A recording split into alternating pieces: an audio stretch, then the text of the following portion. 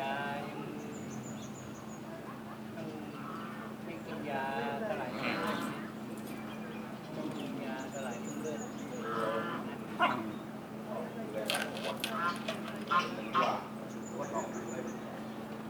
นั่นเป็นสุด